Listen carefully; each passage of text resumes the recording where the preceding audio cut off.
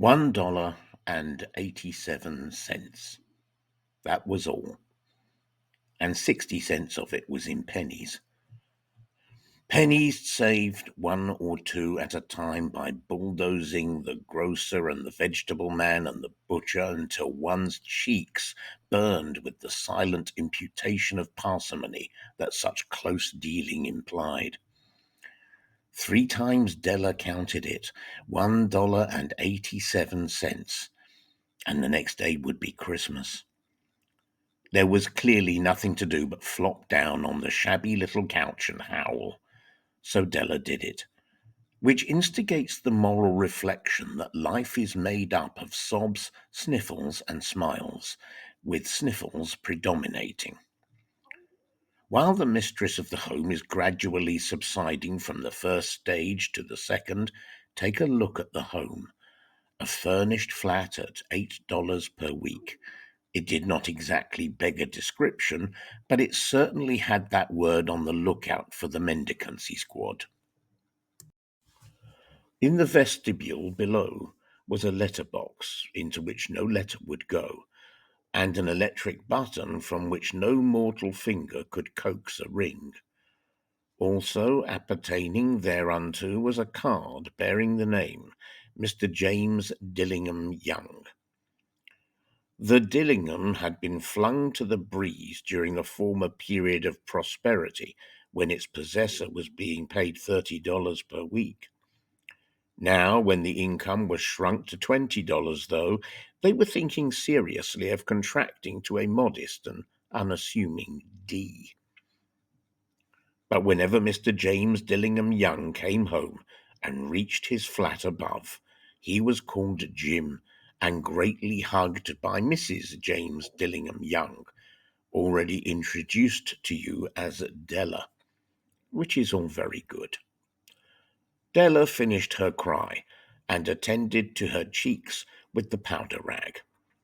She stood by the window and looked out dully at a grey cat walking a grey fence in a grey backyard.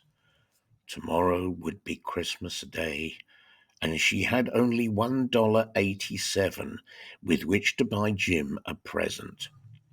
She had been saving every penny she could for months, with this result.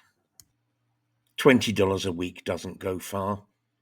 Expenses had been greater than she had calculated. They always are. Only $1.87 to buy a present for Jim, her Jim. Many a happy hour she had spent planning for something nice for him, something fine and rare and sterling, something just a little bit near to being worthy of the honor of being owned by Jim. There was a pier glass between the windows of the room. Perhaps you have seen a pier glass in an $8 flat. A very thin and very agile person may, by observing his reflection in a rapid sequence of longitudinal strips, obtain a fairly accurate conception of his looks. Della, being slender, had mastered the art. Suddenly she whirled from the window and stood before the glass. Her eyes were shining brilliantly, but her face had lost its color within 20 seconds. Rapidly, she pulled down her hair and let it fall to its full length. Now, there were 2 possessions of the James Dillingham Youngs in which they both took a mighty pride. One was Jim's gold watch that had been his father's and his grandfather's. The other was Della's hair. Had the Queen of Sheba lived in the flat across the air shaft, Della would have let her hair hang out the window some day to dry, just to depreciate Her Majesty's jewels and gifts. Had King Solomon been the janitor, with all his treasures piled up in the basement, Jim would have pulled out his watch every time he passed, just to see him pluck at his beard from envy. So now Della's beautiful hair fell about her, rippling and shining like a cascade of brown waters. It reached below her knee and made itself almost a garment for her. And then she did it up again, nervously and quickly. Once she faltered for a minute and stood while a tear or two splashed on the worn red carpet. On went her old brown jacket, on went her old brown hat, with a whirl of skirts and with the brilliant sparkle still in her eyes, she fluttered out the door and down the stairs to the street. Where she stopped, the sign read, Mini Sophronie, hair goods of all kinds. One flight up, Della ran and collected herself, panting. Madame, large, too white, chilly, hardly looked the Sophronie. Will you buy my hair? Asked Della. I buy hair, said Madame. Take your hat off and let's have a sight at the looks of it. Down rippled the brown cascade. $20, said Madame, lifting the mass with a practised hand. Give it to me quick, said Della. Oh, and the next 2 hours tripped by on rosy wings. Forget the hashed metaphor. She was ransacking the stores for Jim's present. She found it at last. It surely had been made for Jim and no one else. There was no other like it in any of the stores, and she had turned all of them inside out. It was a platinum fob chain, simple and chaste in design, properly proclaiming its value by substance alone and not by meretricious ornamentation, as all good things should do. It was even worthy of the watch. As soon as she saw it, she knew that it must be Jim's. It was like him, quietness and value. The description applied to both. $21 they took from her for it, and she hurried home with the 87 cents. With that chain on his watch, Jim might be properly anxious about the time in any company. Grand as the watch was, he sometimes looked at it on the sly on account of the old leather strap that he used in place of a chain. When Della reached home, her intoxication gave way a little to prudence and reason. She got out her curling irons and lighted the gas and went to work repairing the ravages made by generosity added to love, which is always a tremendous task, dear friends, a mammoth task.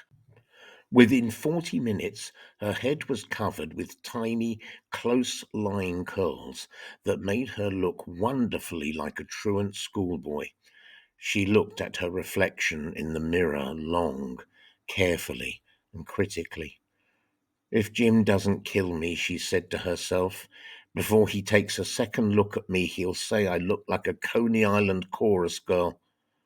But what could I do? Oh, what could I do with $1.87? At 7 o'clock, the coffee was made and the frying pan was on the back of the stove, hot and ready to cook the chops. Jim was never late. Della doubled the fob chain in her hand and sat on the corner of the table near the door that he always entered. Then she heard his step on the stairway down on the first flight, and she turned white for just a moment. She had a habit for saying little silent prayer about the simplest everyday things, and now she whispered, "Please, God, make him think I am still pretty." The door opened, and Jim stepped in and closed it. He looked thin and very serious. Poor fellow, he was only 22, and to be burdened with a family. He needed a new overcoat, and he was without gloves. Jim stopped inside the door, as immovable as a setter at the scent of quail. His eyes were fixed upon Della, and there was an expression in them that she could not read, and it terrified her. It was not anger, nor surprise, nor disapproval, nor horror, nor any of the sentiments that she had been prepared for. He simply stared at her fixedly with that peculiar expression on his face. Della wriggled off the table and went for him. "Jim, darling," she cried, "don't look at me that way. I had my hair cut off and sold because I couldn't have lived through Christmas without giving you a present. It'll grow out again. You won't mind, will you? I've just had to do it. My hair grows awfully fast.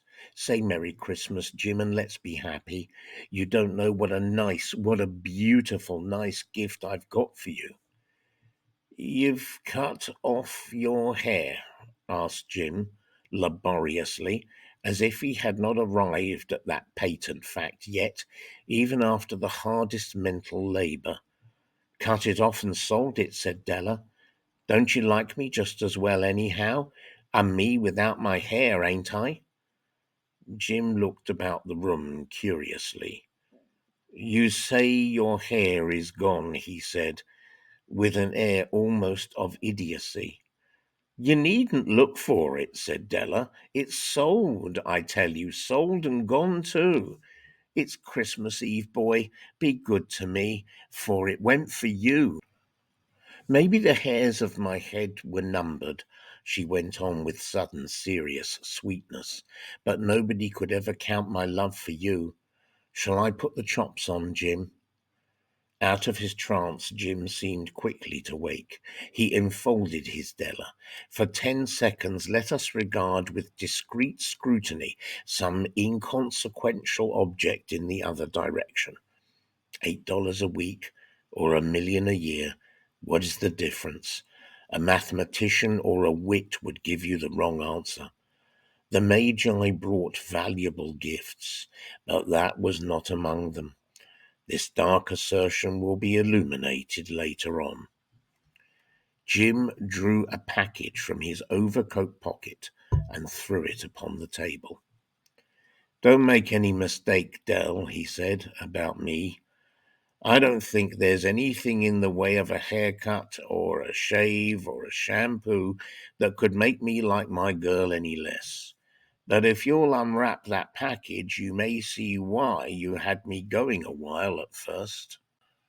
White fingers and nimble tore at the string and paper, and then an ecstatic scream of joy, and then, alas, a quick feminine change to hysterical tears and wails, necessitating the immediate employment of all the comforting powers of the lord of the flat. For there lay the combs, the set of combs, side and back, that Della had worshipped long in a Broadway window. Beautiful combs, pure tortoise shell, with jeweled rims, just the shade to wear in the beautiful vanished hair. They were expensive combs, she knew, and her heart had simply craved and yearned over them without the least hope of possession. And now they were hers, but the tresses that should have adorned the coveted adornments were gone. But she hugged them to her bosom, and at length she was able to look up with dim eyes and smile and say, "My hair grows so fast, Jim." And then Della leapt up like a little singed cat and cried, "Oh, oh!" Jim had not yet seen his beautiful present. She held it out to him eagerly upon her open palm. The dull, precious metal seemed to flash with a reflection of her bright and ardent spirit. "Isn't it a dandy, Jim? I hunted all over town to find it. You'll have to look at the time 100 times a day now. Give me your watch. I want to see how it looks on it."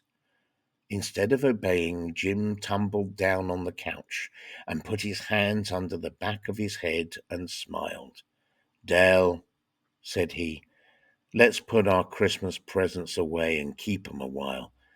They're too nice to use just at present.